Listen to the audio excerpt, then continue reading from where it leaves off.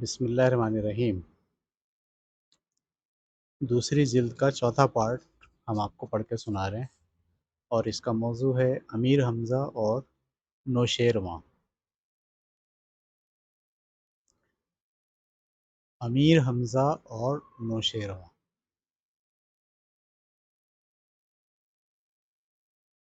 ایک روز امیر حمزہ اپنے دوستوں اور پہلوانوں کے ساتھ دسترخوان پر بیٹھے کھانا کھا رہے تھے کہ ایک خادم نے آن کر عرض کی۔ یہ دیکھیں اردو کا اسلوب ہے، آن کر عرض کی یا آ کر عرض کی۔ تو ایک خادم نے آن کر عرض کی، جناب بادشاہ شیروان کی طرف سے 2 قاصد آئے ہیں، اجازت ہو تو انہیں لایا جائے۔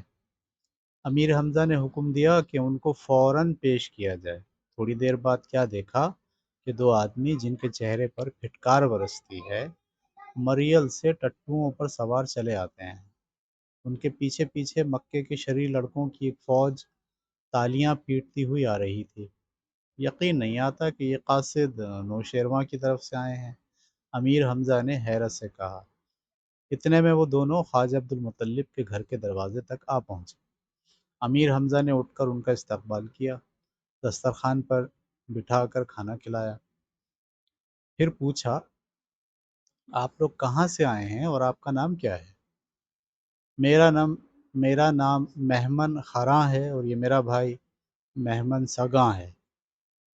ہم دونوں نوشیروان کے وزیر بختک کے چچا ہیں۔ بادشاہ نے ایک خط آپ کے لیے بھیجا ہے۔ یہ کہہ کر بہمن خراں نے اپنی جیب سے ایک پھٹی پرانی تھیلی نکالی، اس میں سے نوشیروان کا خط نکال کر امیر حمزہ کو دیا۔ آپ کو پتہ ہے نا، یہ اس نے چالاکی کی ہے، اصل خط دینے کے بجائے دوسرا خط جو ہے وہ بھیج دیا ہے۔ انہوں نے خط پڑھا اور غصے کے مارے چہرہ سرخ ہو گیا۔ خواجہ عبدالمطلب بھی حیران ہوئے کہ آخر بادشاہ ناراض کیوں ہوا۔ امیر حمزہ کو طیش میں دیکھ کر انہوں نے کہا، بیٹا غم نہ کرو، بادشاہوں کا حال ایسا ہی ہوتا ہے، کبھی گالی دینے سے خوش ہو جاتے ہیں اور کبھی سلام کرنے سے ناراض۔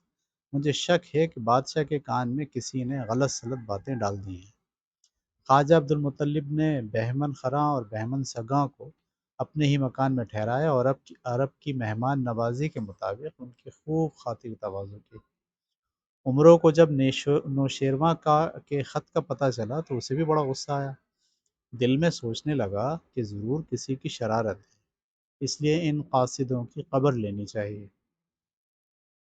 رات کے وقت جب دسترخوان بچھا اور سب لوگ کھانے پر بیٹھے تو عمرو اپنے سر پر 2 خوان اٹھا کر لایا۔ خوان کا مطلب کوئی ایسا تھالہ جس کے اندر کھانے کی چیزیں موجود، جن کے اوپر خوبصورت کپڑا ڈھکا ہوا تھا۔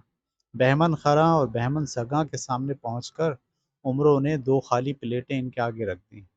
سب لوگ حیران تھے کہ عمرو مہمانوں کی ضیافت کے لیے نہ جانے کون سا لذیذ کھانا پکوا کر لایا ہے۔ اتنے میں عمرو نے ایک خوان کھولا اور اس میں سے تازہ ہری ہری گھاس نکال کر بہمن خراں کی پلیٹ میں رکھی۔ پھر دوسرا خوان کھولا اور اس میں سے بکری کی ہڈیاں نکال کر بہمن سگاں کی پلیٹ میں رکھیں۔ خواجہ عبدالمطلب نے عمروں کی حرکت دیکھ کر غصے سے کہا، یہ کیا بدتمیزی ہے؟ جناب خواجہ صاحب، میں نے مہمانوں کی پسندیدہ غذائیں ہی ان کے سامنے پیش کی ہیں۔ آپ شاید بھول گئے کہ ان میں سے ایک صاحب کا نام بہمن خراں ہے اور دوسرے کا بہمن سگاں۔ خراں یعنی گدھوں کے لیے گھاس اور سگاں یعنی کتوں کے لیے ہڈیوں سے زیادہ لذیذ اور دل پسند خوراک اور کون سی ہو سکتی ہے؟ عمروں نے جواب دیا، اور دسترخوان پر بیٹھے ہوئے سب لوگ قہقہے مارنے لگے۔ خواجہ عبدالمطلب بھی اپنی مسکراہٹ دبا نہ سکے۔ اتنے میں عمروں نے ایک اور حرکت کی، اپنے ایک نوکر کو اشارہ کیا اور اس نے گدھے کی پالان لا کر پہلے بہمن خراں کی پیٹھ پر ڈالی، پھر کتے کی جھول نکال کر سگاں کو اڑائی۔ اب تو لوگوں نے مارے ہنسی کے پیٹ پکڑ لیے۔ بہمن سگاں اور بہمن خراں نے جب اپنی درگت بنتے دیکھی تو انہوں نے خنجر نکال لیے اور چاہا کہ عمروں کو ہلاک کریں کہ طوق بند توق بن جبران نے ان سے خنجر چھین لیا اور اتنے گھونسے مارے کہ سب کھایا پیا باہر آ گئے۔ آخر خواجہ عبد المطلب نے چھڑایا اور اگلے روز انہیں مکے سے چلے جانے کی ہدایت کی۔ بہمن خراں اور بہمن سگاں جب خواجہ عبد المطلب کے مکان سے نکلے تو عمرو پہلے ہی سے شرعی لڑکوں کی ٹولی لیے راستے میں موجود تھا۔ انہوں نے بہمن خراں اور بہمن سگاں پر گندے انڈوں، کیچڑ اور پتھروں کی بارش برسا دی اور اتنا تنگ کیا کہ وہ بد نصیب روتے ہوئے عمروں کے قدموں میں گر گئے۔ تب عمروں نے انہیں معاف کیا اور جانے کی اجازت دی۔ بعد ازاں امیر حمزہ نے نوشیروان کے نام ایک خط لکھ کر قاصد کے ہاتھ روانہ کیا۔ اس خط میں لکھا تھا: میں بادشاہ کا دوست اور جانثار ہوں۔ میں نے اپنی جان خطرے میں ڈال کر حشام سے آپ کا تخت اور تاج چھینا، جس کا انعام مجھے آپ کی طرف سے یہ دیا گیا کہ آپ نے میری قوم اور شہر کو تہس نہس کرنے کا ارادہ کر لیا۔ ایسا معلوم ہوتا ہے کسی دشمن نے آپ کے کان بھرے ہیں۔ آپ تو نوشیروان عادل کہلاتے ہیں، کیا یہی انصاف ہے؟ اس کے ساتھ ہی امیر حمزہ نے نوشیروان کا وہ نقلی خط بھی واپس بھیجا جو بختک وزیر نے لکھا تھا۔ بہمن سگاں اور بہمن خراں نوشیروان کے دربار میں پہنچے اور اپنی بے عزتی کی داستان سنائی۔ بادشاہ نے اپنے سفیروں کی یہ حالت دیکھ کر غصے سے کانپ اٹھا اور بزرج مہر سے کہنے لگا: اے خواجہ، تم نے ان کی حالت دیکھی اور باتیں سنی؟ تم تو کہتے تھے کہ حمزہ میرا بڑا فرما بردار اور جانثار ہے، لیکن اس کے یار عمروں نے مار مار کر میرے ایلچیوں کا حلیہ بگاڑ دیا۔ شاید امیر حمزہ کو اپنی طاقت اور بہادری پر گھمنڈ ہے۔ میں بہت جلد اس کا یہ گھمنڈ توڑ دوں گا۔ بزرج مہر بے حد عقل مند اور ہوشیار تھا، سمجھ گیا کہ ضرور کسی طرف سے شرارت ہوئی ہے، ورنہ حمزہ اور اس کا باپ ایسے آدمی نہیں ہیں۔ اس نے نوشیروان سے کہا: حضور، میں خود حیران ہوں کہ یہ کیا معاملہ ہے۔ حمزہ آپ کی شان میں ایسی بے ادبی ہرگز نہیں کر سکتا۔ وہ بڑا سعادت مند اور شریف نوجوان ہے۔ مکار بختک بھی ایک طرف کھڑا یہ سب باتیں سن رہا تھا۔ وہ دل ہی دل میں خوش ہو رہا تھا کہ بادشاہ کے دل میں امیر حمزہ اور بزرج مہر کے خلاف نفرت کا بیج بونے میں کامیاب رہا۔ لیکن اس کی یہ خوشی عارضی ثابت ہوئی، کیونکہ دوسرے ہی دن امیر حمزہ کا بھیجا ہوا قاصد دربار میں پہنچ گیا اور اس نے دونوں خط بادشاہ کے سامنے پیش کر دیے۔ نوشیروان نے ان خطوں کو ایک نظر دیکھا اور دیکھتے ہی سمجھ گیا کہ یہ سب کارستانی بختک کی ہے۔ اس نے حکم دیا کہ بختک کو پیش کیا جائے۔ بختک تھر تھر کانپتا ہوا بادشاہ کے سامنے آیا۔ نوشیروان نے اس پر حقارت کی نظر ڈالی اور کہا: تیری یہ جرت کہ تو نے ہمارے اصل خط چھپایا اور اپنی طرف سے یہ جعلی خط بنا کر حمزہ کو بھیجا۔ اب بول، تجھے کیا سزا دی جائے؟ کوئی ایسی سزا اپنے لیے تجویز کر جس سے موت کی تکلیف تجھے زیادہ سے زیادہ محسوس ہو۔ بختک روتا ہوا بادشاہ کے قدموں میں گرا اور اپنے قصور کی معافی مانگنے لگا، مگر نوشیروان نے اس کے سر پر ٹھوکر مار کر کہا کہ آگ میں زندہ جلا دیا جائے۔ یہ سن کر بزرج مہر آگے بڑھا اور نوشیروان سے سفارش کی کر کے بختک کی جان بخشی کرائی۔ اسی وقت نوشیروان نے ایک خط امیر حمزہ کے نام لکھا کہ یہ بدمعاشی بختک کی تھی، جس نے ہمارا اصل خط بھیجنے کے بجائے تمہیں جعلی خط بھیجا۔ ہم تم سے ملنے کا بے حد شوق ہے، جس قدر جلد ہو سکے مدائن پہنچو۔ بادشاہ نے یہ خط اپنے ہاتھ سے لکھ کر اپنی بیٹی شہزادی مہر نگار کو دیا کہ بادشاہ کی مہر لگائے اور بزرج مہر کو دے دے۔ وہ اپنے بیٹے خواجہ بزرگ امید کے ہاتھ یہ خط امیر حمزہ کو بھیج دیں تاکہ اس مرتبہ کوئی غلطی نہ ہو جائے۔ بزرج مہر نے امیر حمزہ کی حفاظت کے لیے ایک طلسم بنایا۔ اس کی شکل ایک ہیبت ناک اژدہے کی تھی۔ اس اژدہے میں یہ خوبی تھی کہ جب ہوا اس کے پیٹ میں داخل ہو کر منہ سے باہر نکلتی تو 3 مرتبہ امیر حمزہ، امیر حمزہ، امیر حمزہ کی آواز اس زور سے نکلتی کہ جنگل اور بیابان گونج اٹھتے اور زمین کانپنے لگتی۔ دشمن اگر اس آواز کو سنتا تو اس پر امیر حمزہ کا خوف چھا جاتا، اور دوست سنتا تو اس کے دل میں امیر حمزہ کی محبت پیدا ہوتی۔ خواجہ بزرج مہر نے جادو کے اس اژدہے کا نام طلسم اژدہا پیکر رکھا۔ اس کے بعد اس نے عمروں کے لیے بھی چند عجیب و غریب طلسماتی چیزیں تیار کی اور انہیں استعمال کرنے کے طریقے بھی اپنے بیٹے بزرگ امید کو بتائے، اور کہا کہ عمروں کو اچھی طرح سمجھا دینا۔ یہ سب سامان لے کر بزرگ امید مکے کی جانب روانہ ہو گئے۔ ایک دن عمروں کا جی چاہا کہ شہر سے باہر نکلے اور سیر تفریح کرے۔ وہ کسی کو ساتھ لیے بغیر شہر سے نکلا اور دوڑتا دوڑتا صحرا کی طرف چلا گیا۔ کیا دیکھتا ہے کہ گھوڑے پر سوار ایک شخص آ رہا ہے۔ عمرو اس کے نزدیک پہنچا اور پوچھنے لگا، کیوں صاحب، آپ کون ہیں اور کہاں سے تشریف لا رہے ہیں؟ گھڑ سوار عمرو کو دیکھ کر خوب ہنسا، پھر بولا، جیسا سنا تھا اس سے بڑھ کر پایا۔ یہ کہہ کر گھوڑے سے اتر کر عمرو کو گلے سے لگا لیا۔ بیچارہ عمرو حیران پریشان کہ نہ جانے کون ہے، پہلے تو کبھی نہیں دیکھا۔ آخر اجنبی نے بتایا، ڈرو مت، میں تمہارا دوست ہوں، بزرج مہر کا بیٹا، میرا نام بزرگ امید ہے۔ نوشیروان کا خط امیر حمزہ کے نام لایا ہوں، اور والد صاحب نے تم دونوں کے لیے تحفے بھی بھیجے ہیں۔ عمرو یہ سن کر خوش ہوا، لیکن منہ بنا کر کہنے لگا، قبلہ آپ باتوں میں وقت ضائع نہ کیجیے، اور خواجہ بزرج مہر نے جو چیزیں میرے لیے بھیجی ہیں فوراً میرے حوالے کیجیے، ایسا نہ ہو کہ آپ کسی اور کو دے بیٹھیں۔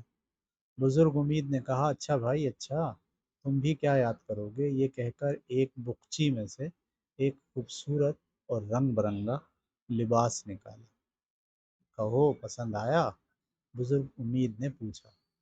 لیکن شرط یہ ہے کہ اپنے کپڑے میرے سامنے اتار کر یہ لباس پہنو، اس میں بے شمار خوبیاں ہیں جو میں بعد میں بتاؤں۔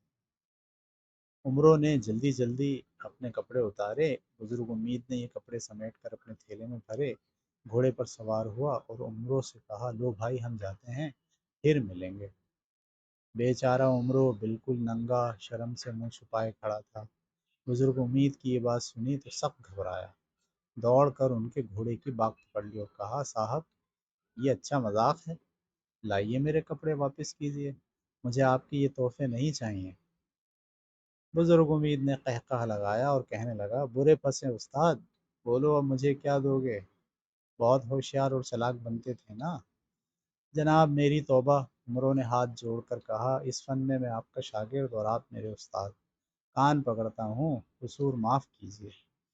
بزرگ امید کو عمروں پر ترس آیا اور زیادہ پریشان کرنا مناسب نہ سمجھا۔ ایک خوش نما لباس اسے پہنایا، بھیس بدلنے کی بہت سی ترکیبیں بتائیں، اس کے علاوہ ایک عجیب و غریب طلسمی چادر بھی اس کو دی۔ اس میں یہ خوبی تھی کہ جس کو چاہو باندھ دو۔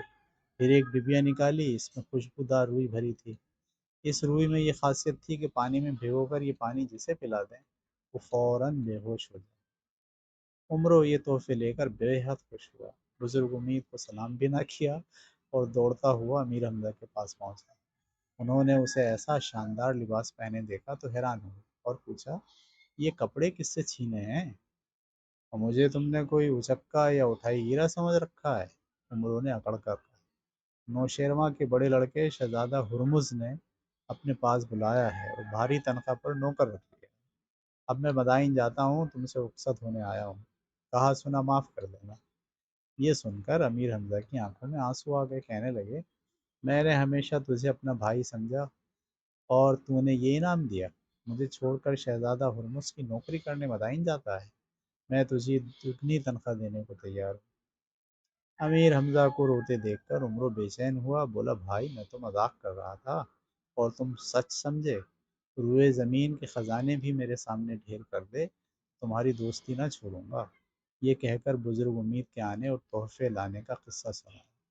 اب تو امیر حمزہ بھی خوش ہوئے۔ اتنے میں بزرگ امید وہاں آن پہنچا۔ اس نے بزرج مہر کا خط اور طلسم اژدہا پیکر امیر حمزہ کے حوالے کیا اور مبارکباد پیش کی۔ امیر حمزہ نے بزرج مہر کا خط پڑھا تو اصل حال معلوم ہوا۔ چند روز بعد سفر کی تیاری کی اور اپنی فوج کے ساتھ بڑی شان و شوکت سے مدائن کی جانب روانہ ہوئے۔ عادی پہلوان کے ہاتھ میں لشکر کا جھنڈا دیا، وہ سب سے آگے تھا۔ راستے میں امیر حمزہ کو ایک گھنے جنگل میں سے گزرنا پڑا۔ یہاں دن کو بھی رات کا سا سما تھا، درخت آسمان سے باتیں کرتے دکھائی دیتے تھے۔ ہزارہا قسم کے پرندے اور درندے اس جنگل میں رہتے تھے۔ اور ڈر کر کے مارے کوئی اس میں نہ جاتا تھا۔ عادی پہلوان نے امیر حمزہ کو بتایا کہ اس جنگل میں بہت عرصے سے ایک آدم خور شیر رہتا ہے۔ یہ موذی اب تک کئی 100 آدمیوں کو چیر پھاڑ کر ہڑپ کر چکا ہے اور کسی طرح قابو میں نہیں آتا۔ یہ سن کر امیر حمزہ کو بڑا افسوس ہوا۔ کہنے لگے اب ہم اس شیر کو مارے بغیر یہاں سے نہ جائیں گے۔ اگر یہ درندہ اسی طرح آدمیوں کو کھاتا رہا تو ایک دن آئے گا کہ یہاں آدمی کا نام و نشان بھی نہ ملے گا۔ ابھی یہ باتیں ہو رہی تھیں کہ دو آدمی روتے اور چیختے چلاتے ہوئے آئے۔ انہوں نے بتایا کہ تھوڑی دیر پہلے آدم خور شیر ان کے ایک ساتھی کو اٹھا کر لے گیا ہے۔ اب تو امیر حمزہ کو سخت غصہ آیا۔ اسی وقت گھوڑے سے اترے اور پیغمبروں کے ہتھیار لگا کر آئے۔ عادی پہلوان کو حکم دیا کہ تم لشکر کو دوسرے راستے سے مدائن کی طرف لے جاؤ، ہم اس شیر کو مار کر آتے ہیں۔ جب انہوں نے شیر کی تلاش میں جنگل کے اندر جانے کا ارادہ کیا تو عمروں نے کہا اجازت ہو تو میں بھی آپ کے ساتھ چلوں، میں نے آج تک شیر ہی نہیں دیکھا کہ کیسا ہوتا ہے۔ امیر حمزہ عمروں کی یہ بات سن کر ہنسے اور اسے بھی ساتھ لے لیا۔ یہ دونوں گھوڑے دوڑاتے ہوئے جنگل کے ایسے حصے میں پہنچے جہاں ایک ندی بہتی تھی۔ اس ندی کے کنارے شیر کے پنجوں کے تازہ نشان اور خون کے دھبے دکھائی دیے۔ کچھ فاصلے پر جھاڑیوں کے اندر انسانی لاش کے ٹکڑے بھی پڑے تھے۔ شیر نے جی بھر کر پیٹ بھرا تھا اور بچی کچی ہڈیاں، کھوپڑی اور آنتیں چھوڑ گیا تھا۔ انسانی کھوپڑی دیکھ کر ڈر کے مارے عمروں کی گھگی بن گئی۔ گھگی کا مطلب وہ بات نہیں نکل رہی منہ سے، منہ بند ہو گیا۔ اتنے میں کچھ فاصلے سے شیر کی گرج سنائی دی۔ وہ خوب پیٹ بھرنے کے بعد جھاڑی کے اندر بیٹھا آرام کر رہا تھا۔ امیر حمزہ اور عمروں نے اس کے آرام میں خلل ڈالا تو وہ ناراض ہو کر غررایا اور پھر گرجتا ہوا باہر نکلا۔ اس کی آنکھیں تاروں کی مانند چمک رہی تھیں اور کھلے ہوئے بھیانک جبڑوں پر خون لگا ہوا۔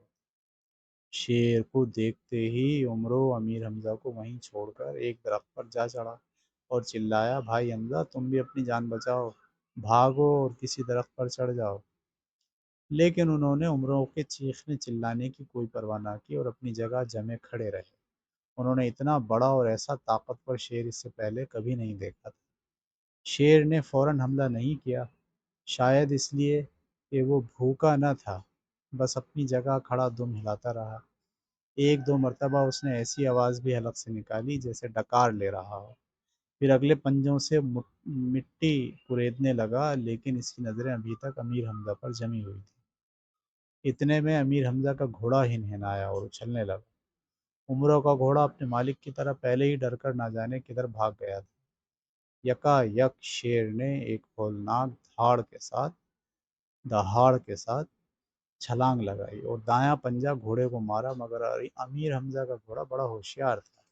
وہ اچھل کر ایک طرف ہٹ گیا اور شیر اپنے ہی زور میں لڑکتا ہوا ایک درخت سے جا ٹکرایا۔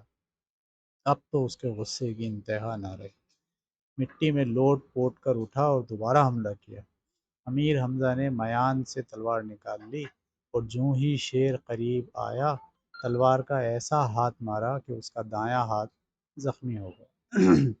وہ تڑپ کر پرے ہٹا، اب وہ خون میں بری طرح لت پت ہو چکا تھا، مگر اس نے ہمت نہ ہاری، پھر اٹھا اور ایسی چھلانگ لگائی کہ امیر حمزہ کو گھوڑے سے زمین پر گرا دیا۔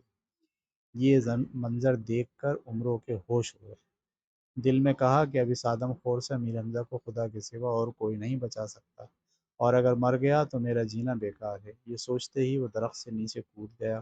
ایک لمحے کے لیے شیر کی توجہ عمروں کی طرف ہوئی اور اس نے گردن گھما کر کودنے والے کو دیکھا۔ بس اتنا ہی موقع کافی تھا۔ امیر حمزہ نے زمین پر لیٹے لیٹے ہی اس زور سے تلوار ماری کہ اس کا پیٹ چیرتی ہوئی گردن تک نکل گئی۔ شیر کے حلق سے آخری چیخ نکلی اور تھوڑی دیر تڑپنے کے بعد وہ ٹھنڈا پڑ گیا۔ عمروں نے لشکر میں جا کر چند آدمی جنگل میں بھیجے جو شیر کی لاش اٹھا کر لے آئے۔ عمروں نے شیر کی کھال میں بھس بھرا اور اس نقلی شیر کو ایک بڑی سی گاڑی پر بٹھا کر یہ لشکر مدائن کی طرف چل پڑا۔ اب ادھر کا قصہ سنو۔ صبح منہ اندھیرے مدائن شہر کا بڑا دروازہ کھلا اور مزدور کام کاج کرنے کے ارادے سے باہر نکلے۔ ان میں لکڑہارے بھی تھے اور گھسیارے بھی۔ گھسیارے کسے کہتے ہیں؟ جو گھاس کاٹتے ہیں۔ جب یہ لوگ شہر سے باہر جنگل کے نزدیک پہنچے تو ایک شخص کی نظر ایک اونچے سے ٹیلے پر پڑی اور وہ چیخیں مارتا وہ بھاگ اٹھا۔ اسے بھاگتے دیکھ کر دوسرے لوگ حیران ہوئے، مگر تھوڑی دیر بعد ان کی حالت بھی وہی ہوئی جو ان کے ساتھی کی ہوئی تھی۔ کیا دیکھتے ہیں کہ ٹیلے کے اوپر ہیبت ناک شکل کا ایک طاقتور شیر بیٹھا ہے۔ یہ بیچارے چیختے چلاتے شہر میں پہنچے اور ادھم مچا دیا کہ جنگل میں رہنے والا آدم خور اب شہر کے قریب آن پہنچا ہے اور ٹیلے پر بیٹھا آرام کر رہا ہے۔ اس خبر سے شہر میں کوہرام مچ گیا۔ فوراً شہر کا دروازہ بند کر دیا گیا اور ہزاروں آدمی آدم خور شیر کو دیکھنے کے لیے قلعے کی فصیلوں پر چڑھ گئے۔ نوشیروان کے کانوں تک بھی یہ خبر پہنچی۔ وہ فوراً محل کے برج پر گیا۔ بزرگ مہر اور بختک بھی اس کے ساتھ تھے۔ انہوں نے دیکھا کہ واقعی ایک شیر ٹیلے پر بیٹھا ہے۔ اتنے میں مقبل وفادار بھی آ گیا۔ اس نے بادشاہ سے کہا، حضور اجازت ہو تو میں اسے قریب سے جا کر دیکھوں۔ ہاں ضرور جاؤ، اور اپنے ساتھ 50-60 سپاہی کو بھی لے جاؤ۔ ہم چاہتے ہیں کہ اس موذی کو تم جلد سے جلد ٹھکانے لگا دو تاکہ لوگوں کا خوف دور ہو۔ بادشاہ نے کہا۔ مقبل وفادار اسی وقت سواروں کا ایک دستہ لے کر شہر سے باہر نکلا اور ٹیلے کی طرف بڑھا۔ اس نے دیکھا کہ شہر بالکل حرکت نہیں کرتا، چپ چاپ بیٹھا ہے۔ اب تو مقبل کے ذہن میں شک پیدا ہوا۔ سواروں کو ایک جگہ ٹھہرنے کا حکم دے کر اکیلا ٹیلے کے نزدیک گیا۔ چند لمحے بعد ساری حقیقت اسے معلوم ہو گئی۔ مردہ شیر کی کھال کے اندر گھاس بھری ہوئی تھی۔ سوچنے لگا کہ یہ حرکت کس نے کی۔ یکا یک خیال آیا کہ امیر حمزہ مدائن کے قریب پہنچ چکے ہوں گے۔ انہوں نے اس آدم خور کو جنگل میں مارا ہوگا اور یہ شرارت عمروں کے سوا کسی اور کی نہیں ہو سکتی۔ یہ سوچتے ہی مقبل بے اختیار ہنسا اور سیدھا نوشیروان کے پاس آیا۔ بادشاہ نے یہ قصہ سنا تو حیران ہوا اور عمروں کی اس عیاری کی داد دی۔ فوراً حکم دیا کہ شہر کو سجایا جائے، خوشی کی شادیانے بجائے جائیں۔ اس کے ساتھ ہی اس نے اپنے تمام وزیروں، امیروں اور سرداروں کو حکم دیا کہ امیر حمزہ کے استقبال کے لیے مدائن سے باہر جائیں اور انہیں عزت کے ساتھ شہر میں لائیں۔ مقبل وفادار نے بادشاہ سے درخواست کی کہ مجھے بھی امیر حمزہ کے استقبال کے لیے جانے کی اجازت دی جائے۔ بادشاہ نے اس کی درخواست قبول کر لی۔ مقبل گھوڑے پر سوار ہو کر شہر سے نکلا۔ دوسرے لوگ بہت پیچھے تھے اور مقبل چاہتا تھا کہ سب سے پہلے امیر حمزہ کے پاس پہنچے۔ ایک جگہ پہنچ کر کیا دیکھتا ہے کہ عمرو دوڑتا ہوا چلا آتا ہے۔ مقبل نے اسے آواز دی۔ عمرو اپنے پرانے دوست کو دیکھ کر خوشی سے پھولا نہ سمایا۔ فوراً اس کی طرف آیا۔ اس کا خیال تھا کہ مقبل گھوڑے سے اتر کر گلے سے لپٹ جائے گا، لیکن مقبل امیر حمزہ کو دیکھنے کے لیے اتنا بے چین تھا کہ اس نے عمرو سے سلام دعا بھی نہ کی۔ بس اتنا کہا، تو یہاں کیا کر رہا ہے؟ امیر حمزہ اور ان کا لشکر کہاں ہے؟ عمرو کو یہ بات بہت بری لگی اور غصے سے لال پیلا ہو کر کہنے لگا، اے غلام زادے، تیرے ہوش بھی ٹھکانے ہیں؟ تجھے تو امیر حمزہ نے بادشاہ کے حضور میں رہنے کا حکم دیا تھا، تو نے ان کا حکم کیوں نہ مانا؟ زیادہ بک بک کرنے کی ضرورت نہیں ہے، مقبل نے بھی ناراض ہو کر کہا۔ جلد بتا کہ امیر حمزہ کہاں ہیں، میں بادشاہ کی طرف سے ان کے استقبال کو آیا ہوں۔ اب تو عمروں کے لیے ضبط کرنا مشکل ہو گیا۔ ایک پتھر اٹھا کر اس زور سے مارا کہ مقبل کی پیشانی لہو لہان ہو گئی۔ مقبل نے گھوڑے سے اتر کر عمروں کو پکڑنے کا ارادہ کیا، مگر عمرو تو چھلا ہوا تھا، کہاں ہاتھ آتا۔ آخر مقبل اسی طرح روٹتا پیٹتا امیر حمزہ کی تلاش میں چلا۔ 2-3 میل دور گیا تھا کہ ایک لشکر آتا دکھائی دیا۔ تھوڑی دیر بعد مقبل امیر حمزہ کے سامنے کھڑا تھا۔ حمزہ نے اپنے دوست کو گلے سے لگایا، لیکن پھر اس کی حالت دیکھ کر گھبرا گئے اور بولے، بھائی جلدی بتاؤ کس نے تمہیں زخمی کیا، میں اس سے بدلہ لوں گا۔ جناب یہ سب عمروں کی کارستانی ہے، یہ کہہ کر مقبل نے سارا قصہ سنایا۔ امیر حمزہ نے قہقہہ لگایا اور کہا، اچھا آنے دو اس کو، اس سے پوچھوں گا۔ ابھی یہ باتیں ہو رہی تھیں کہ عمرو بھی آن پہنچا۔ مقبل کو دیکھ کر زور سے ہنسا اور امیر حمزہ سے کہنے لگا، بادشاہ کے پاس رہ کر اس کا دماغ خراب ہو گیا ہے، آدمی کو آدمی نہیں سمجھتا۔ ذرا پوچھئے تو اس سے کہ میں اس کا نوکر ہوں، غلام ہوں، اس نے مجھ پر حکم کیوں چلایا؟ مجھ سے ملنے کے لیے گھوڑے سے بھی نیچے نہ اترے، نہ سلام نہ دعا، یہ کہاں کی شرافت ہے؟ سچ کہا ہے بزرگوں نے، خدا کم ظرف کو کچھ دیتا ہے وہ اپنی اوقات کو بھول جاتا ہے۔ امیر حمزہ نے بڑی مشکل سے مقبل اور عمروں کی صلح کرائی اور دونوں کو سمجھایا کہ ایسی باتیں دوستوں کو زیب نہیں دیتی۔ مقبل نے عمرو سے اپنے قصور کی معافی مانگی اور دونوں گلے مل گئے۔